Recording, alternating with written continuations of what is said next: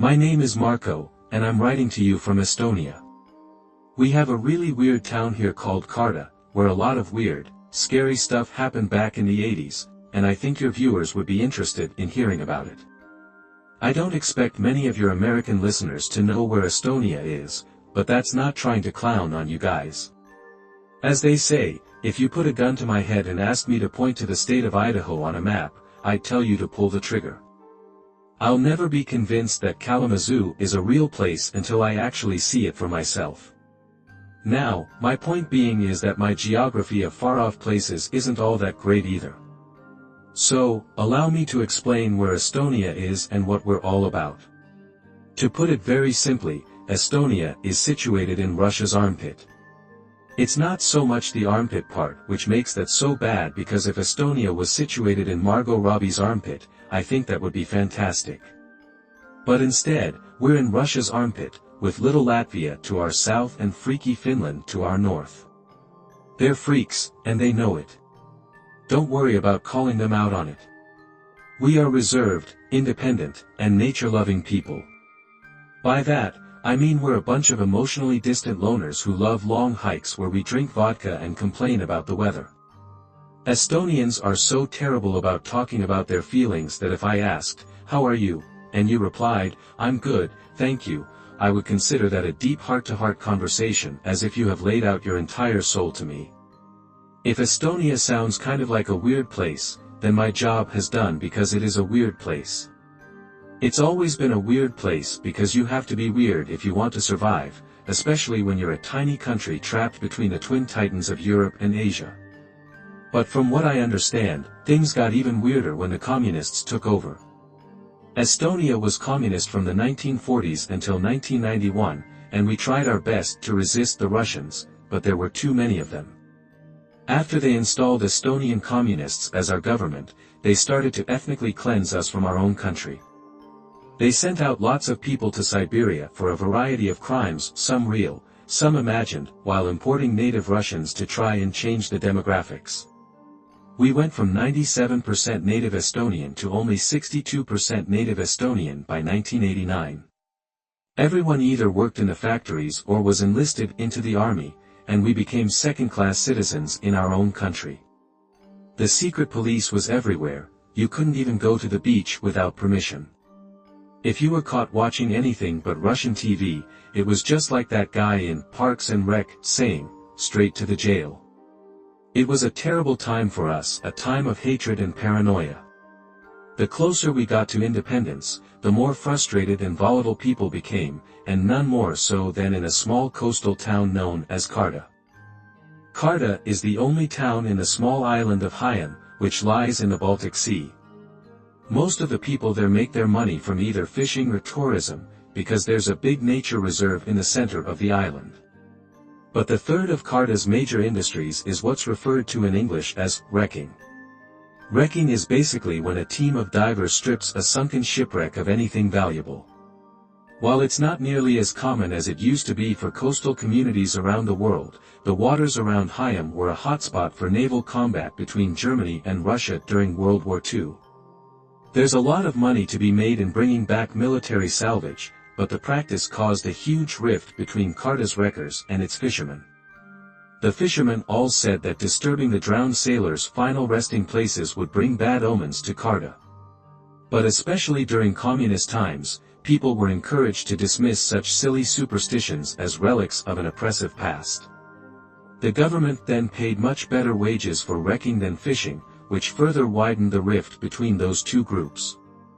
And for a prolonged period, I'm talking many years, there was a general feeling in town that something bad would eventually happen, either because of the hatred between the wreckers and the fishermen, because of the bad luck that the latter was bringing, or because of a third reason, the curse of the Homa witches. Now, I don't believe in this kind of thing, but it's worth mentioning because a lot of people around Homa do believe in it. As we all know, believing can make a regular person do some very strange things. There's a local legend which says Homa used to be home to a coven of witches. These witches would cast spells, shape-shift, or summon storms, especially to SN ships, or cause bad luck to unwanted visitors. One story claims that many hundreds of years ago, a fisherman insulted a group of witches, and they cursed his family. His descendants were then plagued by misfortune for generations. Since many of Card's fishing families were descended from this very same family, the witch's curse was often alluded to following the sudden and tragic loss of a local fishing vessel. Again, I don't believe in witches or giants or any stuff like that, but I do believe it's legends like that which contributed to what you might call Card's psychic earthquake. That might sound a little woo-woo to some, but I don't use the term in any kind of supernatural sense. What I mean is, all that tension in the region was like the fault lines in an earthquake zone. It kept building up, and when it finally got released, it was very bad. It all happened in the space of just 1 week back in September of 1989. There's another reason that compared this to an earthquake, and that's how there was one big earthquake, then a handful of psychic aftershocks which followed, almost like echoes of the original incident. The first incident, the earthquake, if you will, took place when a girl named Dasha Brova blew up a Russian cafe by flooding the kitchens with gas and then igniting it. The explosion took place towards the end of service on a Saturday evening, so the restaurant was packed, and the kitchen staff was in the dining area enjoying some hard-earned vodka after work. By the time they smelled the gas, it was too late. When all was said and done, 14 people ended up in a hospital, some with life-threatening injuries, and 5 more ended up in the morgue. The authorities were quick to blame anti-Russian sentiment and were ready to use it as an excuse to arrest dissident Estonians who were suspected of raising support for an independence movement. But when it was discovered that the perpetrator was none other than a 16-year-old Russian cocktail waitress, everyone in Tartu was stunned. Dasha had no history of violent or destructive behavior. By all accounts, she was quiet, fairly popular, and did well in school. But what caused a well-behaved, unassuming schoolgirl to suddenly want to blow herself up and take as many people as possible with her?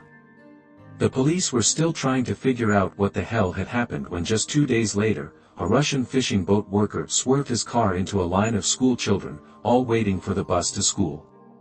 He was blackout drunk at 7:30 in the morning, and witnesses said it looked like he deliberately swerved into the kids after putting his foot down on the accelerator. The drunk must have knocked himself out after slamming into a wall because he stayed in his driver's seat until the police showed up to drag him out of it. But when they did, he was laughing. Everyone saw it too. The police, the medics, all the members of the public running around trying to save the kids' lives, they all saw it. His day was clear because when the drunk saw what he had done, he started laughing so hard that you'd have thought he was about to piss his pants. As they dragged him to the police car, the drunk was shouting "unndch," which is Russian for numbers counting from 1 to 4. He was counting the number of children that he hit who weren't moving, crying, or screaming. He was counting the ones that were dead. As you can imagine, the residents of Karda were in a state of shock. Within just 3 days, they had a restaurant explosion, then the 4 dead school children, with many more injured. The local medical clinic was completely full, so many of the kids had to be taken to the mainland for proper treatment. It was so shocking to people that it almost felt like a war had started. It felt like we were under attack from some unknowable force from the outside. But after the incident with the kids, people told themselves, in typical Estonian fashion, well, now things can't get any worse, so it's all uphill from here. But then, things did get worse. There was a big funeral and vigil held for the school kids who lost their lives when the drunk driver decided to smash into them.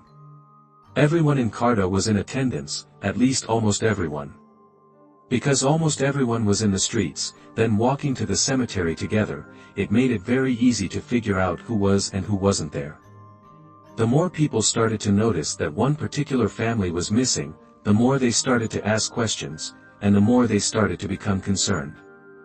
A small group of people then went to check in on the absent family, only to make a truly terrible discovery.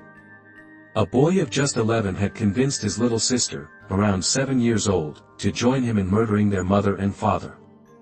They woke up early, then, while their parents were still in bed. They crept downstairs to their kitchen and retrieved a pair of very sharp kitchen knives. Then they walked back upstairs into the parents' bedroom and cut both their throats while they were still sleeping.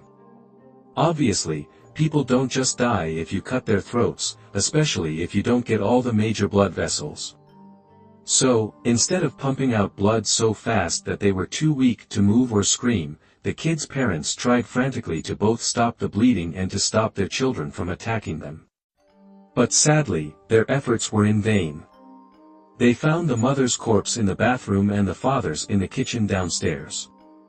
He passed out and died trying to reach the phone to call 03, which back then was the Soviet emergency number specifically for medical emergencies.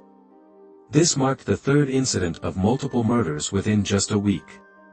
Then, instead of telling each other, "Cheer up, things can't get any worse," people began to wonder what the next thing would be. They went from shocked and saddened but still stoic to almost a full-on panic descending on their town. People wouldn't let their kids go to school, they refused to go to work or do anything remotely dangerous. It was like people were convinced that there was some kind of curse on the town, which there obviously wasn't. But that didn't matter because if people believe something they truly believe in, then they can act in all kinds of ways you never expect them to. The divers started to throw back some of the more valuable and precious things they'd kept from the great sunken graveyards they'd made their money from.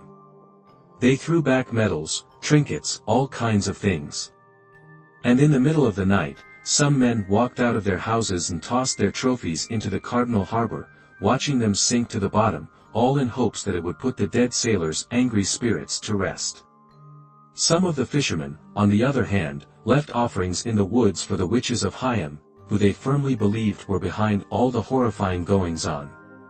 It was like the vast majority of the people in town all fell victim to the sudden, all-consuming, and collective madness, one that made them lash out at each other and act in all kinds of bizarre ways. They kept waiting and waiting for the next terrible thing to happen, but thankfully for them, the psychic storm hovering over the town had finally abated again. I don't use that term in the literal sense, but to me, it's the only term that actually broaches on what happened during that 1 week back in 1989. Carta went from years and years without so much as a common assault, and then, during the space of just 7 days, a dozen people all lost their lives in a series of senselessly violent acts. It's almost enough to make a person believe in restless spirits or ancient Wiccan curses. But if you ask me, what's to blame is something that's in our programming as biological machines, lines of code we've been running since the days we lived in caves and the shadows cast monsters on the walls during long and uncertain nights. Without a doubt, the biggest scandal to ever hit my small Arkansas town was one summer when my 10th grade girl ended up in the hospital after being attacked while walking home from school. Whoever attacked her hadn't just beaten the crap out of her, they'd violated her to the point that she needed actual surgery to repair the damage. The doctor who performed the surgery broke down into tears during the press conference afterwards. It was his job to tell everyone the good news that the surgeries had been successful and her life had been saved, and he still broke down into tears. Obviously, the next phase was trying to find the guy who did it. The victim's memory of the incident was hazy, and she couldn't give a detailed description of her attacker. And so, the whole town descended into this total state of paranoia, trying to figure out who it was. State police were running the investigation, while local cops were going door to door or making visits to local schools to make appeals for information. It was a very intense time, we'd never known anything like it. Either someone's getting a speeding ticket around here, and it's all people are gossiping about for maybe weeks, wondering where they'd been speeding to or who they were speeding from. So to go from low crime to high crime was quite something. Everyone was praying the attacker would be found, and that they'd be found fast. And then out of the blue, a local pastor walked into a 17-year-old son's bedroom and shot him point blank in the head. It was his wife, the boy's mom, who called the sheriffs on him, and she was still there, screaming bloody murder, when the deputies showed up to arrest him. The pastor didn't resist, he just let those boys cuff him and then walked with him to their cruiser and off he went. At the department, the guy made a full confession, told them the whole chain of events. He and his boy had been talking and had come to a disagreement.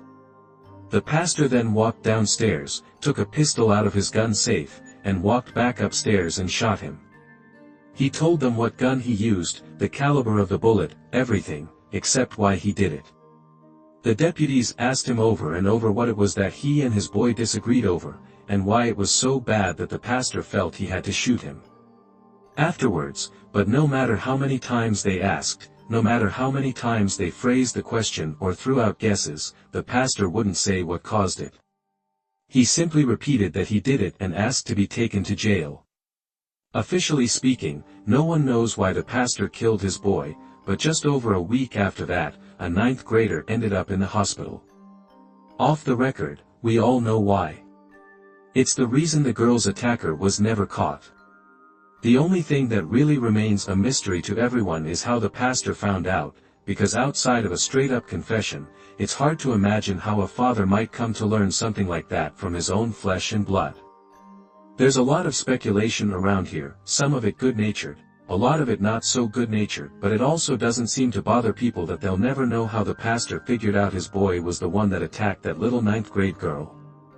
Because however it happened, some folks around here are very much of the opinion that the pastor did the right thing, putting his boy down. In late August of 1996, when I was just 19 years old, I arrived home to find my mom sitting at the kitchen table. I'd been at a house party with my then-girlfriend the night before, and following one of my first real experiences with alcohol, I wasn't feeling my best. I walked through the front door into a house so quiet that I thought my mom and sister were elsewhere. But when I walked into the kitchen, I saw my mom just kind of sat there, very silent with a glass of wine in front of her. It was so unexpected, and I was so hungover that seeing her actually made me jump a little. But then that feeling of surprise was quickly replaced by one of dread.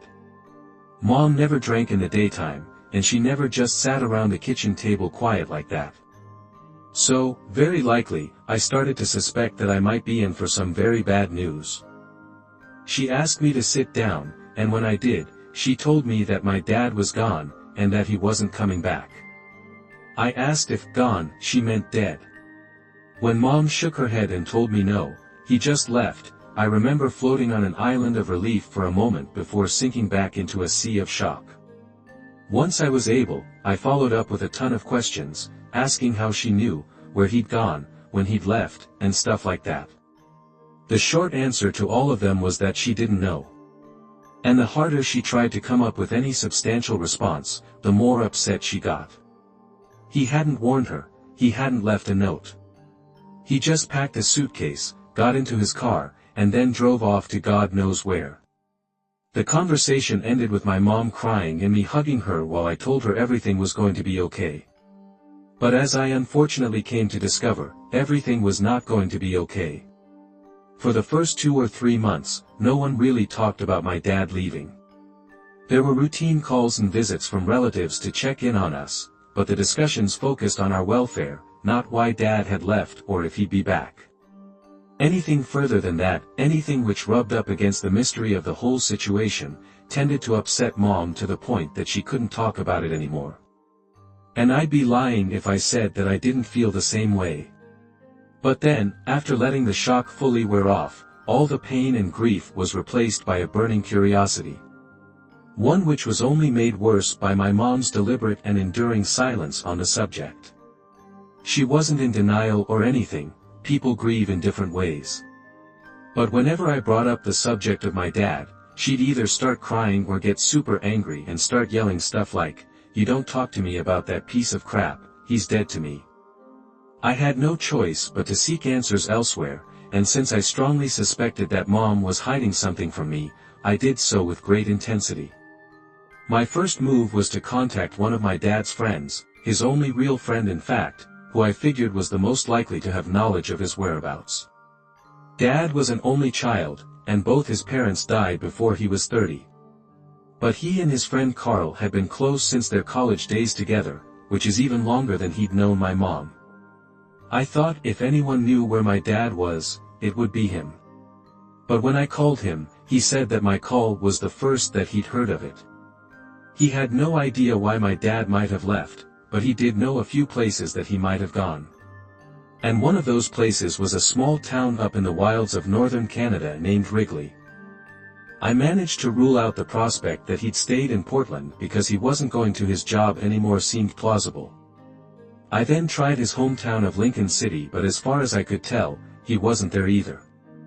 Then, and only then, did I consider traveling all the way up to Wrigley, the furthest of the 3 potential locations.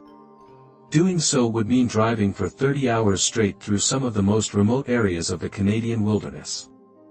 Carl said my dad had spent a summer there back during his college years and frequently reminisced about it. He'd also mentioned wanting to go back there one day. So, according to Carl, there was a good chance that if he had indeed suffered some kind of sudden midlife crisis, he traveled up to Wrigley. Wrigley, which is just over 450 miles from the nearest big city, has a population of around 100, mostly First Nation citizens. It has 1 gas station, 1 medical clinic, and the nearest RCMP office is over 200 miles away. This is the very definition of a small town, but to me, that was good news because there'd be nowhere for my dad to hide. I was warned against any kind of winter travel because it can reach -60 up there during the winter months. And so, instead, I made sure to drive up in the summertime. I arrived in Wrigley on Wednesday, July 22 of 1998, after 3 days of driving up from Portland.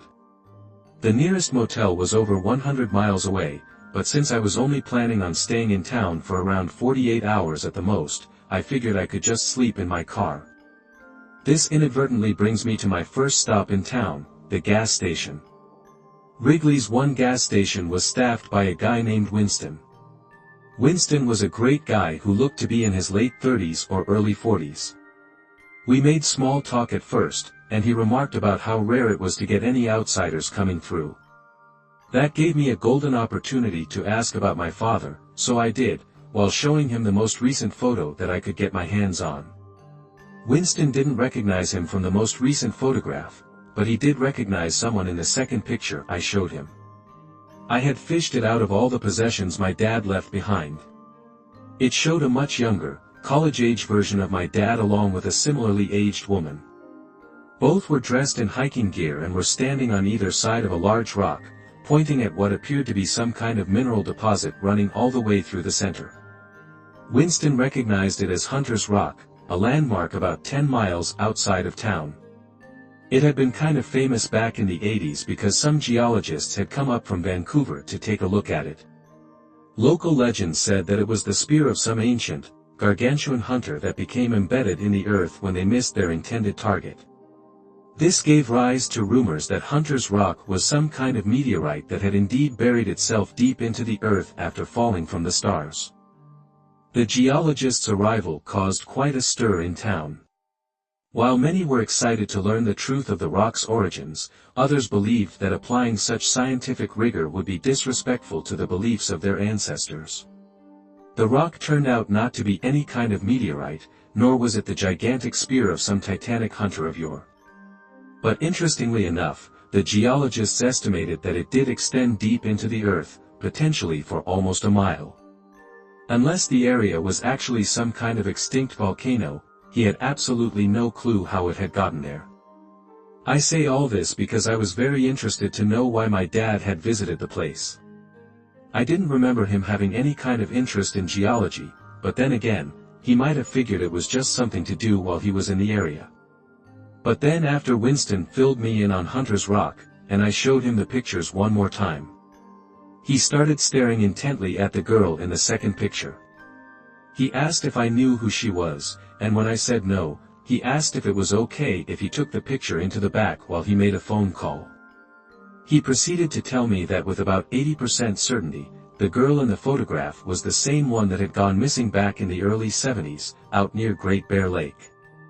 He said that there were some people that I should check with to be 100% sure, but that her face was remarkably similar to the one that he'd seen on missing posters back when he was a kid. I then asked him who he needed to talk to in order to be certain, and he told me that I needed to visit the local government office, which was inside of the town's medical clinic. Since I arrived in the very late afternoon, the office would be closed until the following morning. So, after Winston wished me luck in finding my dad, I took a walk around town and then headed back to my car. The next morning, I walked over to the gas station to get some coffee and breakfast, and swapped small talk with Winston before heading over to the clinic. There, I met with Irwin, chief of the Padaki First Nation. While that sounded like an awfully grand title, he told me he felt like little more than a clerk at times, and that his title was almost purely ceremonial. He was a welcoming and generous man, and the moment I met him, I just knew that he'd be willing to help. But unfortunately, Chief Irwin had some bad news to share with me.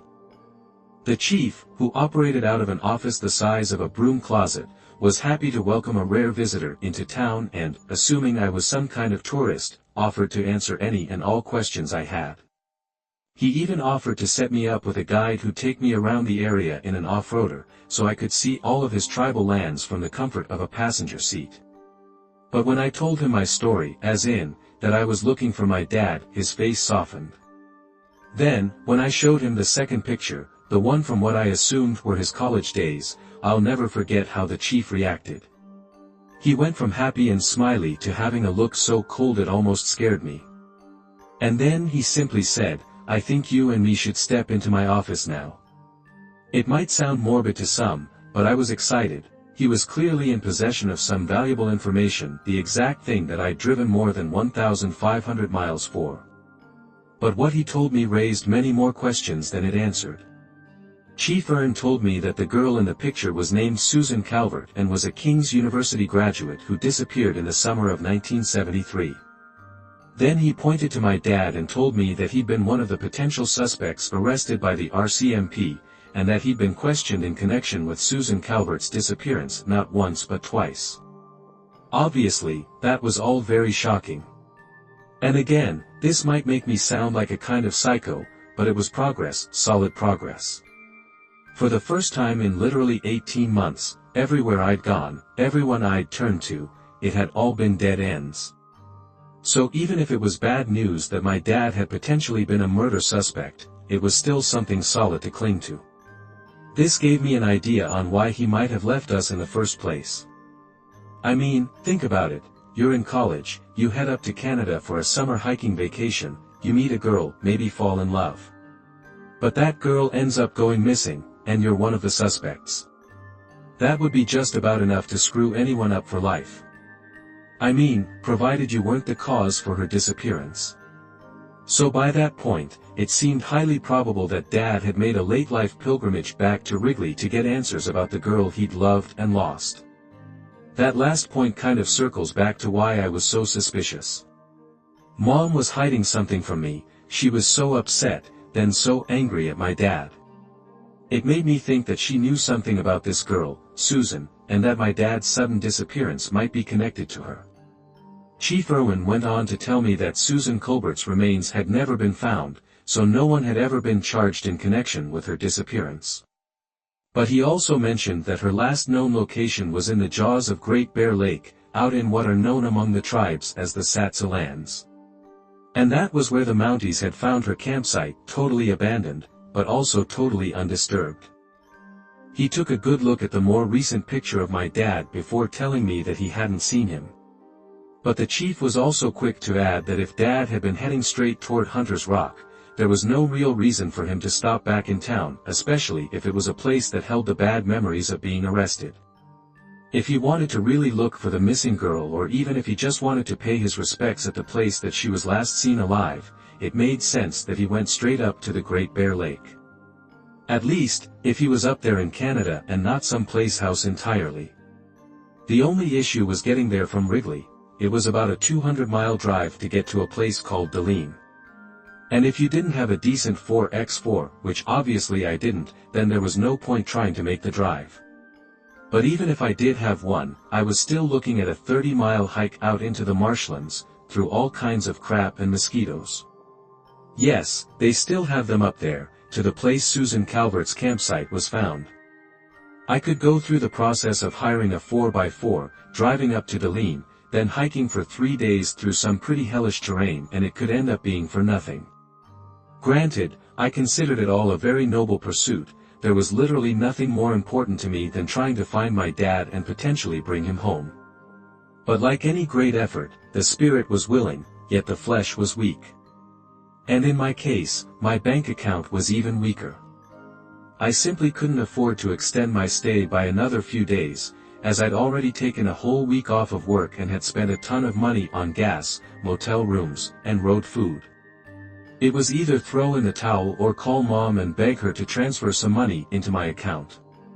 I'd then have to call work and risk getting fired after begging for a few extra days off.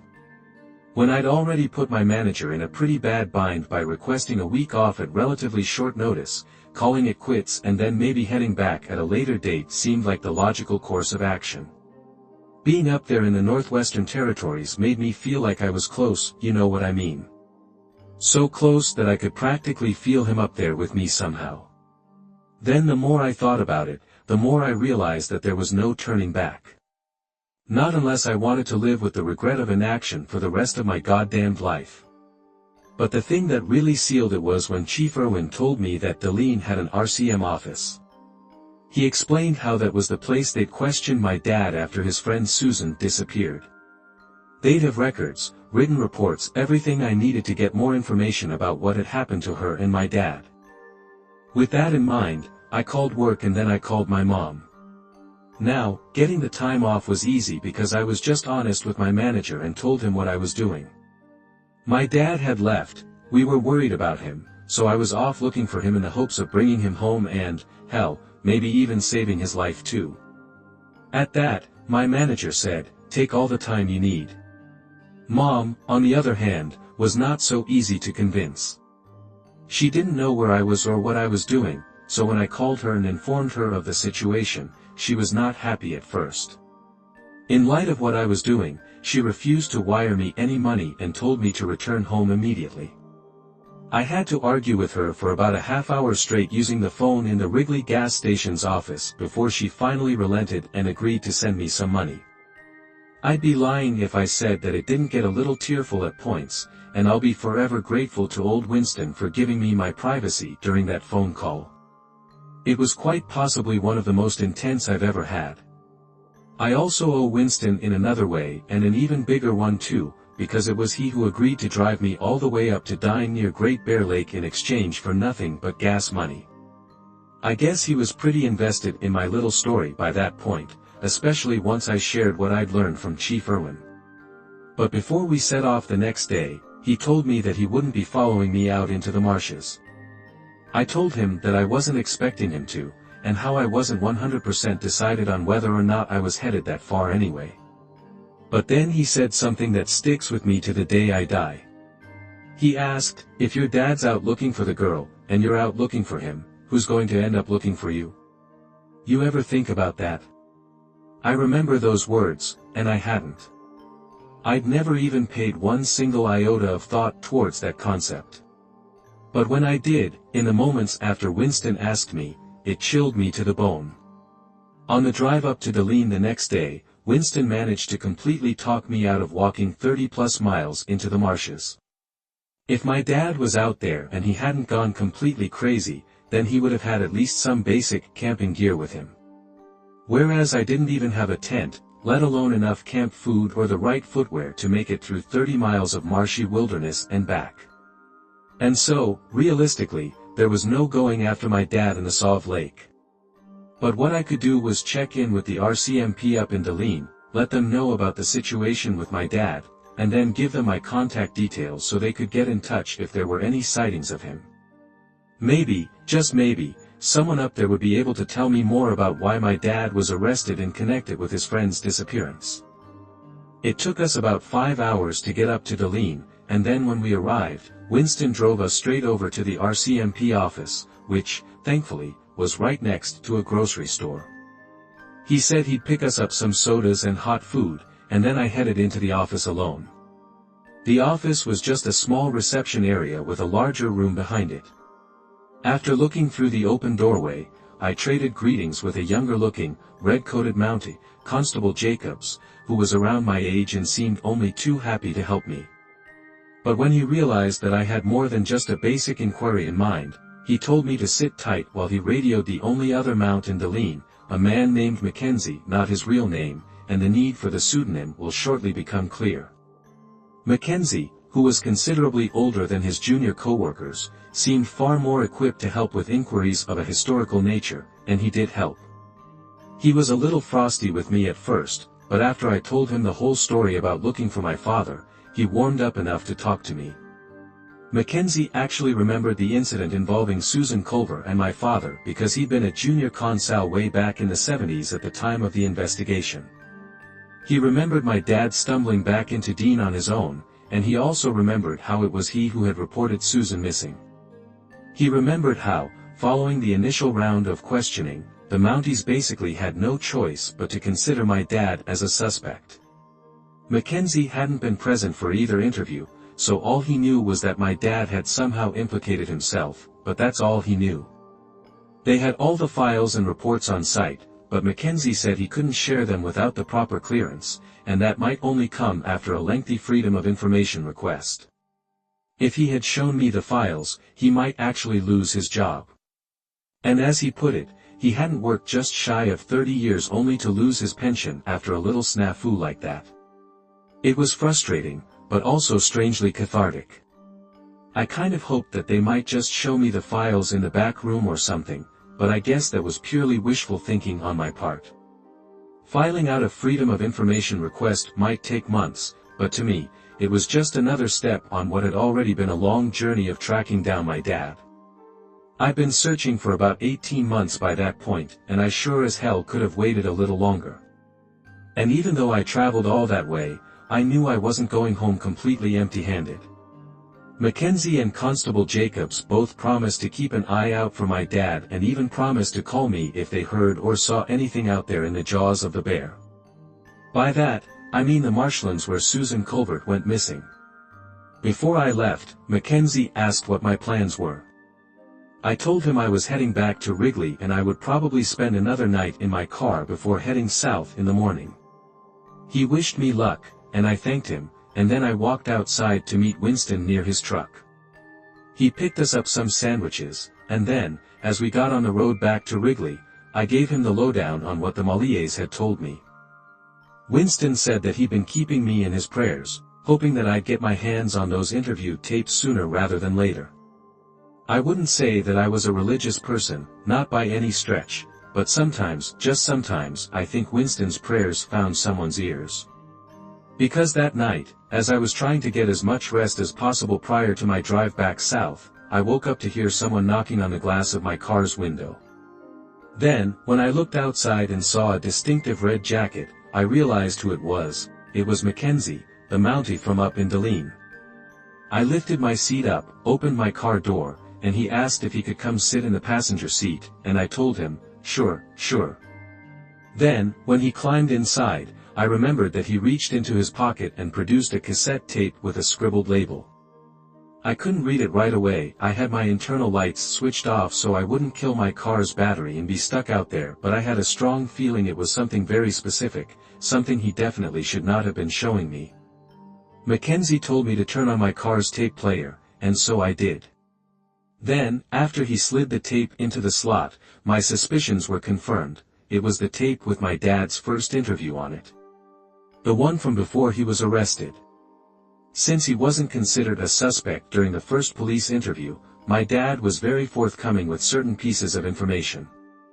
As it turned out, he and Susie, as he called her, were out camping near the marshlands when Susie got up in the night to go to the bathroom outside the tent.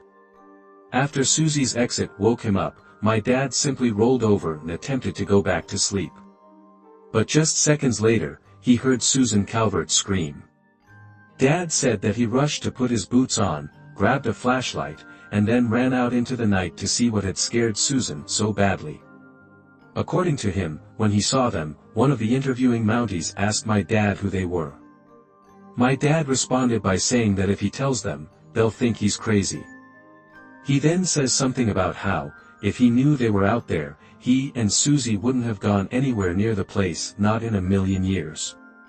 One of the Mounties then asked my dad where they took Susan over, and Dad said he didn't know. But wherever it was, he knew Susie was probably dead. She had to be, because there was no way that she could survive what they were doing to her. Again, one of the MES asks who they are, and Dad explodes. He asked one of them, "How do you guys not know you live out here?" and all this other unhinged sounding stuff, like it's no wonder the Mounties assumed that he murdered Susan Culver because he really did sound out of his goddamned mind. The Mounties asked a few more questions, but with each answer, my dad kept getting more and more agitated. He didn't know why they didn't take him too. They hadn't seen anyone following them over the previous few days, and he couldn't explain why there wasn't a drop of Susan's blood anywhere, despite my dad's claim that they were violently attacking Susan. After that, the Mounties announced that they were terminating the interview, and the tape went dead when I asked Mackenzie if he'd brought the second tape. He shook his head and told me it wasn't worth listening to. Based on what my dad had said during his first interview, the Mounties placed him under arrest on suspicion of Susan Culbert's murder. Remember, my dad said that he knew for certain that she was dead. But then, they put him through a second round of questioning. The reason it wasn't worth listening to is because my dad totally stonewalled the two Mounties asking him questions. When he figured that they might at least partially believe his story, my dad was very chatty. But once he realized that he was a murder suspect, he did the smart thing and didn't say another word until he was released due to lack of evidence. Mackenzie said that after he was released, my dad left town, but the search for Susan Culver continued for another 10 days.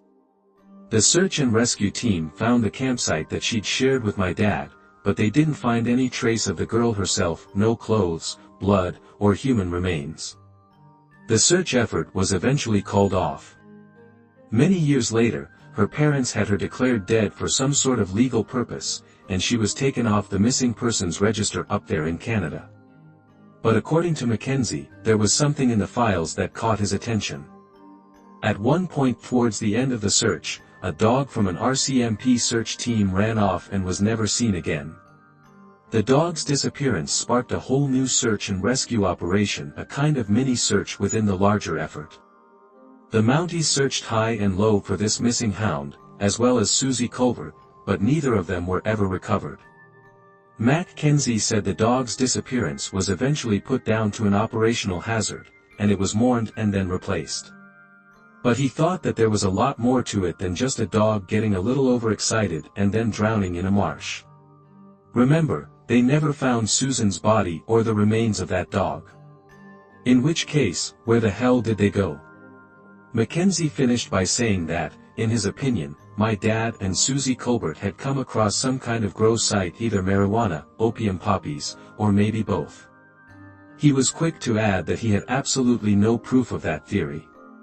Elle explained some of the comments my dad made during that first interview.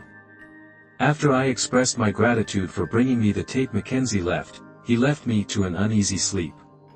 It was weird hearing my dad that young. He sounded a lot like me whenever I heard my own voice on tape. But that's obviously not what stuck with me that night. It was what he'd said during that first interview, along with how he'd said it. Now, driving back, I had these strange mixed feelings of sadness and fear. I'd never felt so close to finding my dad, and at the same time, he'd never felt so distant. All his life, he'd probably been dealing with the aftermath of what had happened up in the Northwest Territories. I can't speak for my mom because I still don't know to what extent she knew all of this, but personally, I had no idea. And that was almost 2 years ago. As of now, this is in April of 2000, and I'm still no closer to finding out the whole truth about my dad's disappearance. But these days, I have a much better idea of where to look. Now that I can hold my own on a solo hiking trip, I think I'm just about ready to go looking for him. I'm planning on heading back up to Deline in the summertime, sometime possibly in June, and I'll be sure to write up everything I find.